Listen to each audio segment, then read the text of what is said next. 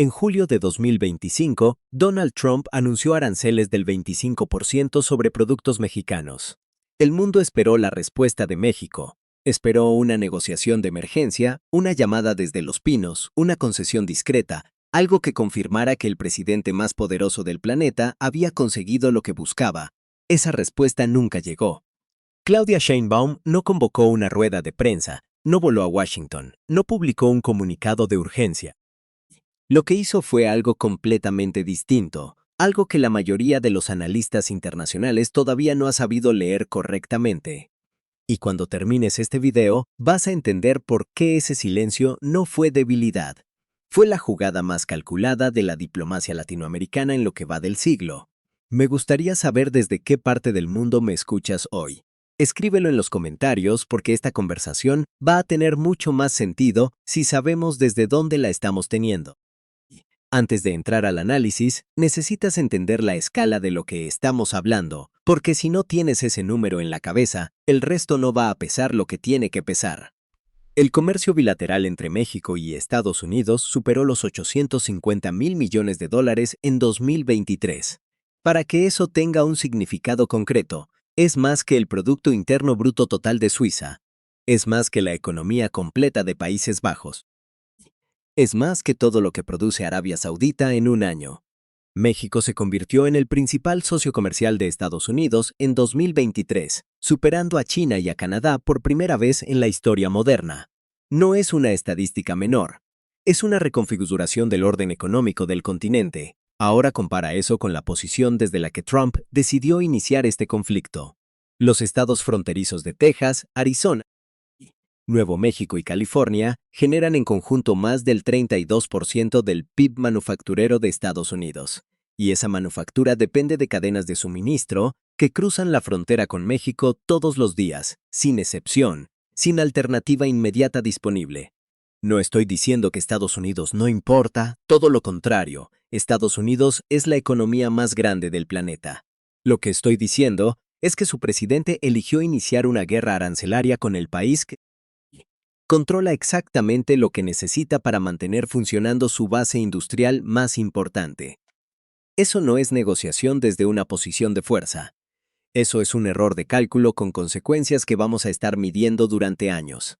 Pero aquí está lo que ningún canal te está diciendo. Me tomó varios días de análisis entenderlo completamente, y cuando lo entendí, cambió la forma en que leo todo lo que Sheinbaum ha hecho desde que asumió el cargo. El verdadero terreno de juego no es el presente.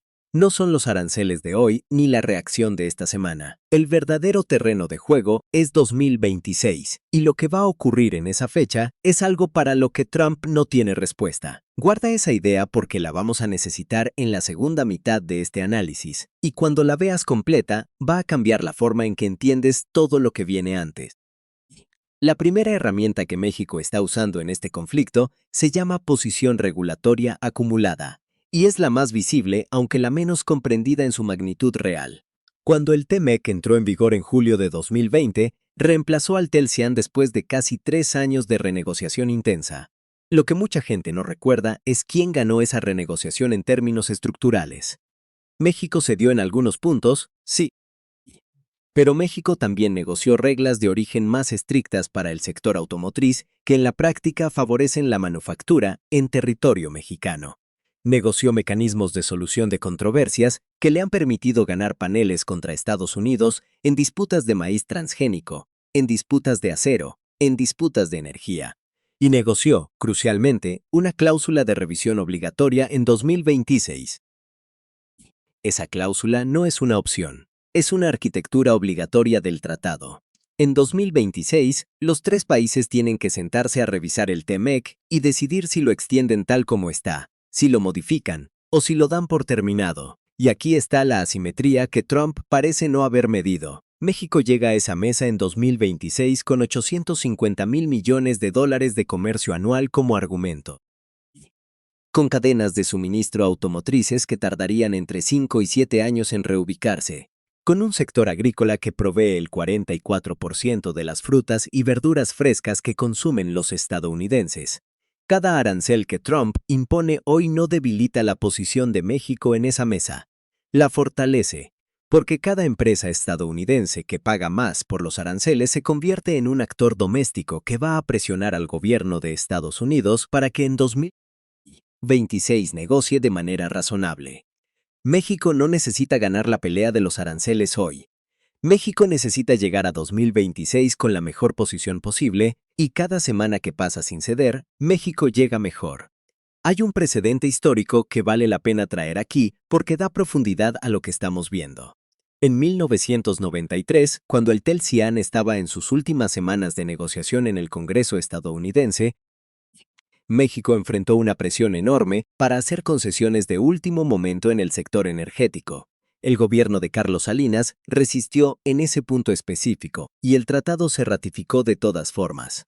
20 años después, cuando llegó la renegociación del TIMEC bajo Trump en su primer mandato, México llegó a la mesa con esa historia de firmeza como parte de su capital diplomático. La posición regulatoria no se construye en un día. Se acumula con cada decisión que un país toma a lo largo del tiempo. La segunda herramienta es el silencio diplomático, y es la que menos se entiende pero la que más duele. Cuando un líder político ataca verbalmente a otro país, lo que busca es provocar una reacción. La reacción confirma que el ataque fue efectivo. La reacción le da al atacante material para el siguiente ciclo de noticias. La reacción coloca al país atacado en posición defensiva, explicando, justificando, respondiendo. Y lo más importante, la reacción establece que hay una negociación en curso donde ambas partes tienen algo que perder con el conflicto. Sheinbaum eligió no darle nada de eso a Trump. No una reacción airada, no una cumbre de emergencia, no una declaración de principios que pudiera ser interpretada como una apertura para negociar. El silencio diplomático es una herramienta específica con una lógica precisa. Cuando no respondes, obligas al que atacó a cargar solo con el peso político de lo que dijo. Trump anunció aranceles del 25%. Las empresas estadounidenses empezaron a calcular cuánto les iba a costar eso. Las asociaciones de productores agrícolas de California, de Texas, de Florida empezaron a hacer lobbying en Washington. Los gobiernos estatales de ambos partidos empezaron a presionar discretamente. Todo eso ocurrió sin que México tuviera que mover un solo dedo porque el silencio dejó que la presión interna de Estados Unidos hiciera el trabajo. Existe un término técnico en diplomacia para esto. Se llama dejar que el costo recaiga sobre quien lo genera. México no tiene que amenazar con represalias cuando son los propios actores económicos de Estados Unidos se convierten en la represalia. Y Sheinbaum lo sabía. Esto no fue improvisación. Fue doctrina diplomática aplicada con precisión. El antecedente más claro de esta herramienta en la historia reciente de México fue la gestión de Luis Echeverría en 1974, cuando México se abstuvo en la resolución de Naciones Unidas sobre el sionismo en lugar de votar en contra, generando ambigüedad calculada que le permitió mantener relaciones con múltiples bloques simultáneamente. No es el mismo contexto, pero la lógica es idéntica. La ambigüedad y el silencio son herramientas de poder, no señales de debilidad. México tiene una tradición larga de usar el no alineamiento activo como posición estratégica, y Sheinbaum está aplicando esa tradición al conflicto más complejo de la relación bilateral en décadas. La tercera herramienta es la más poderosa y la menos visible, y esta es la que voy a pedirte que recuerdes porque es el corazón de todo el análisis. Se llama arquitectura de dependencia asimétrica y funciona de una manera que muy pocos analistas han puesto en palabras con claridad.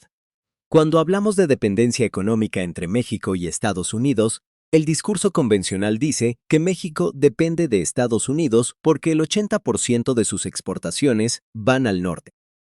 Eso es verdad, pero ese análisis está incompleto de una manera que cambia todo. La pregunta correcta no es quién depende de quién en términos de porcentaje de exportaciones. La pregunta correcta es quién puede sustituir al otro con mayor velocidad y menor costo. México podría, en un escenario extremo, diversificar sus exportaciones hacia Europa, hacia Asia, hacia América del Sur. Sería costoso, tomaría tiempo, generaría turbulencia, pero existe una ruta. Estados Unidos, en cambio, no puede sustituir a México en las cadenas de suministro automotrices en ningún plazo que sea políticamente manejable. Las plantas de Toyota, de General Motors, de Ford, de Stellantis que operan en México tienen contratos de largo plazo, infraestructura construida durante décadas. una fuerza laboral técnica capacitada específicamente para esas líneas de producción. Reubicar esa capacidad a territorio estadounidense costaría entre 15 y 20 años y una inversión que ningún análisis costo-beneficio justifica.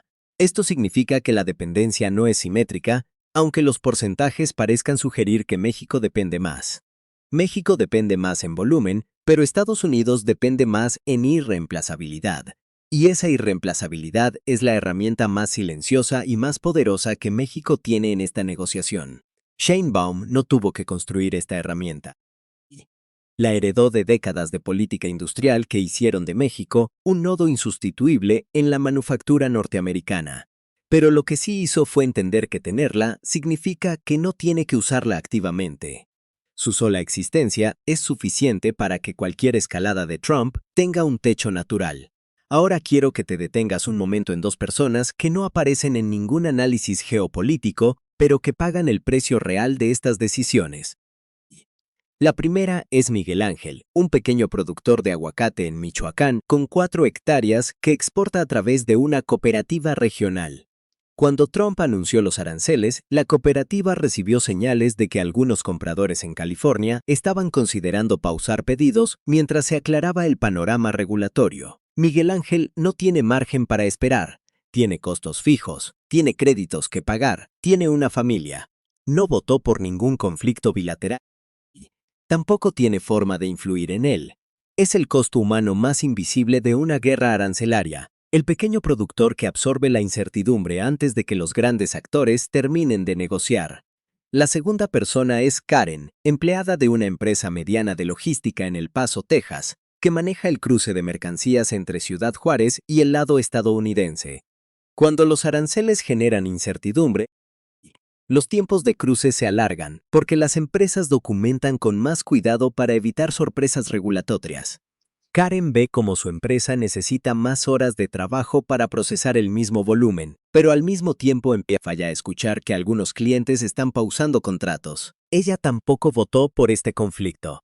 Tampoco tiene forma de acelerarlo o detenerlo.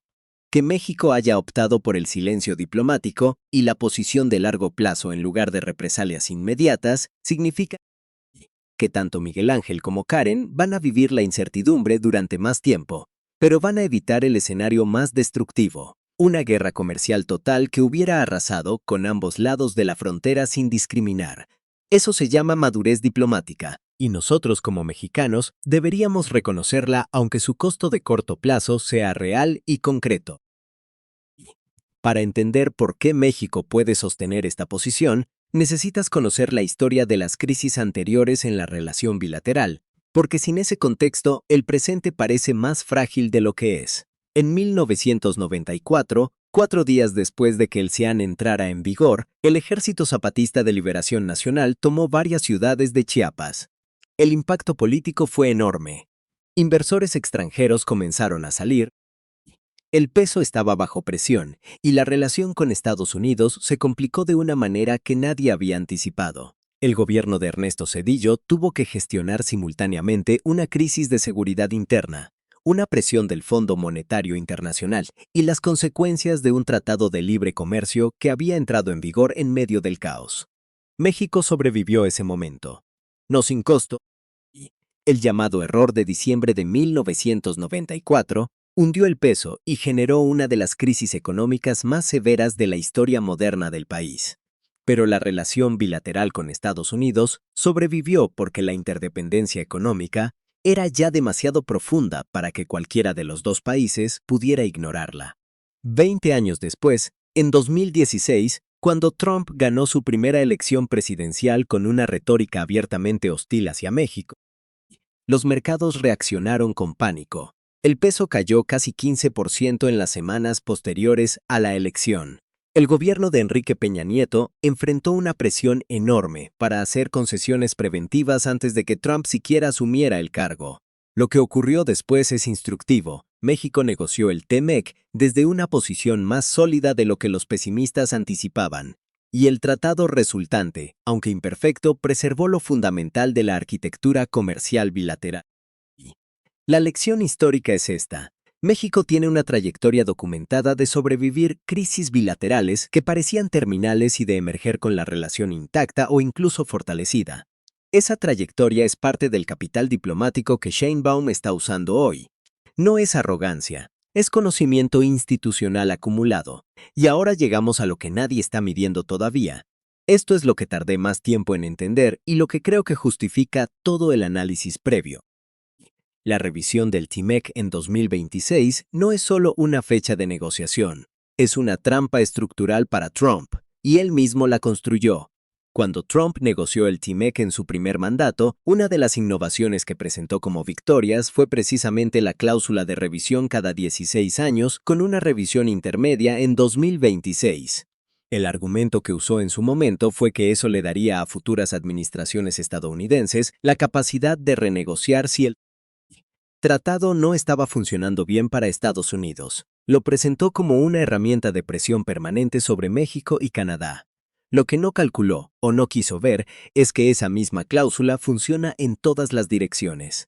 En 2026, México y Canadá tienen exactamente los mismos derechos de renegociación que Estados Unidos.